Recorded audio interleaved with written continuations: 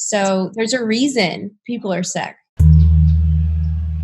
So tell me more about the infections that you see and also what sick building syndrome is and how that can contribute to flare ups.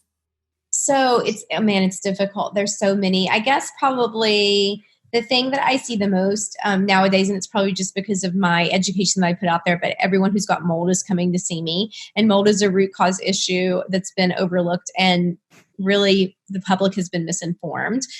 Also, I treat so much sick building syndrome. So, any sort of, there's bacteria that produce lipopolysaccharides and endotoxins, as well as mold that produces chemical warfare agents and volatile organic compounds. And these things are much worse in newer homes that aren't quite built the same as some of the, even older homes can be toxic too, obviously. But I see so many people who are sick because of where they live.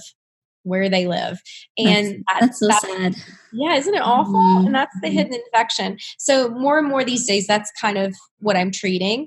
I see everything though. I see every tick-associated illness: ehrlichiosis, babesiosis, Bartonella, which is cat scratch fever.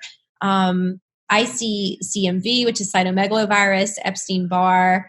I've seen mycoplasma. I mean, there's all these exotic infections that a lot of people don't understand. Like mycoplasma, for example, is connected to rheumatoid arthritis.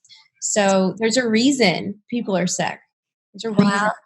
I'm really curious about the sick building syndrome. I know that when a lot of people are working, there can be a lot of mold in some like buildings as well. But very interested in sick building syndrome, how you mentioned that like some newer buildings or even like old ones and houses can have a lot of chemicals that can be affecting people.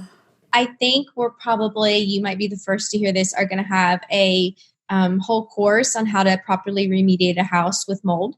So that probably is coming, or not just mold, but sick building syndrome in general, because you have to think all the things they're replacing in new houses now: the laminate floors, the hardwood floors, the carpets, they're full of flame retardants, VOCs. And we put new furniture in there with it on there too that off gases the whole time. Then we have Teflon that off gases that can kill parakeets in studies, by the way. So there's all these toxic things in the house. And then it also matters where you set the house. Is there rising damp there? What does the foundation look like on top of that?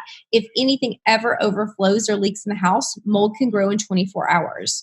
There was also a study recently done, well, not recently, 2005, in Environmental Perspectives, that showed that 67% of adult onset asthma developed after workers worked in a water damaged building.